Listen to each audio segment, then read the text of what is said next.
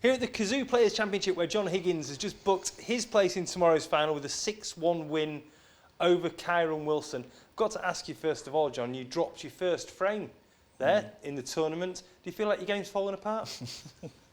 No, listen, as long as I got to 6 before Kyron, that was all I was interested in. It was a superb performance again, obviously I jest. The same as yesterday, really. You just came out firing and you were just relentless out there. Yeah, it was something similar to the Mark game. I missed a couple in the first 4 frames and maybe got away with a couple here and there.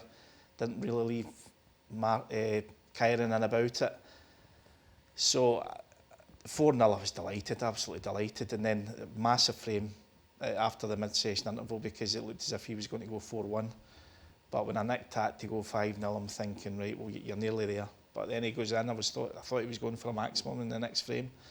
And then if he gets firing, Kyron, the way he showed against Neil Robertson, he can just go on a roll, the same as other top boys. So, no, he finished at 6-1 and over the min. I don't know if you noticed Kyron's face at the end of the 5th frame after the mid-session interval, when obviously you won the frame by a point, you came in and you really pinched that frame, and he was just sat there chuckling in his chair, as if to say, he's done me. No, obviously I never seen that. I think I was just concentrating on one game, but no, brilliant win for me. Kyron, as I said, he's up there now with the top players in the world, and it's a matter of time before he adds these big events because he's always there or thereabouts now. Yeah, got to agree with that. Yeah. I've got to touch on the technical change that you've made, the bridging hand. A few people were talking about it. You've moved your bridging hand closer to the cue ball.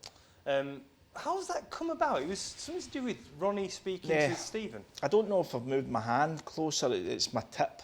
It's my tip that I've moved closer at the start while I start addressing it.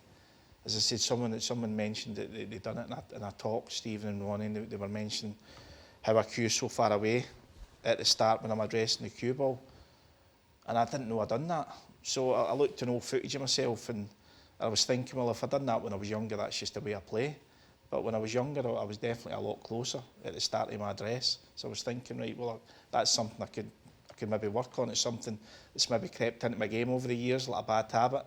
And that's all I've just been doing. I've been doing just trying to just get my mind focused and getting the tip closer to the white just at the start, and then I can, it's like, as you say, like golf and different things, it can be like a trigger point, and it's got my mind working, trying to now repeat.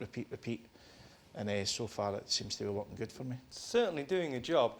I popped into the practice room this afternoon and you were in there, and so was Stephen Hendry, so was Alan McManus. It was a proper Scottish takeover in there. Yeah. It must feel very comfortable. Yeah, it was like an episode out of Still Game, someone was saying. I bet you never knew what we were talking about. I bet you were just sitting there thinking, what are these 3 guys talking about? But no, listen, it's good. Alan's always on the tour anyway. Now I'm good mates with him, and obviously Stephen's here for the big events. But it's different now because Stephen's obviously he's making the comeback, and he was practicing. He was in there for about 3 hours or something today, which is pretty impressive at his age to be doing 3 hours. So every credit to him. I think he's obviously wanting to get one over Matt Selt next week. I've got to ask, how was he looking? He was looking good. Oh no, I was keeping an eye on him and the way he was hitting it, and he was striking it good. So I think Matt's got a tough game in his hand. I'm sure he has. Now tomorrow in the final, it is snooker's El Clasico, as some people call it.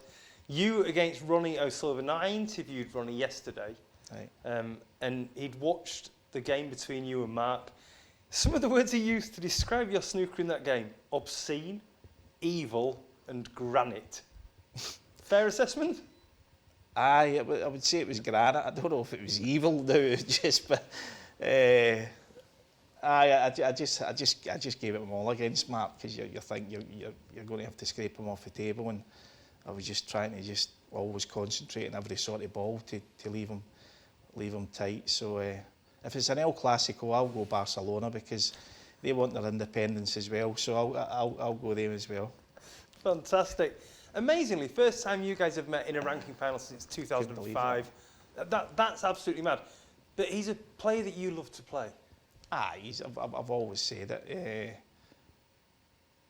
He's the best ever in my eyes. It's as simple as that. So, as I said, I've grew up with him, and I think that me more than most, we've grown up beside him, and I realise he's still winning these big events, and he's still really up there challenging myself, being Robertson and Trump, and beating them and competing with them. Whereas the likes of myself and Mark Williams are maybe in a tier below that. We're trying to nick a tournament here or there. So that's how I totally respect him that way. It's incredible. It really is. Well, we're all looking forward to it. We'll see you tomorrow in the final. Thanks, John. Cheers, Phil. Thank you. Cheers.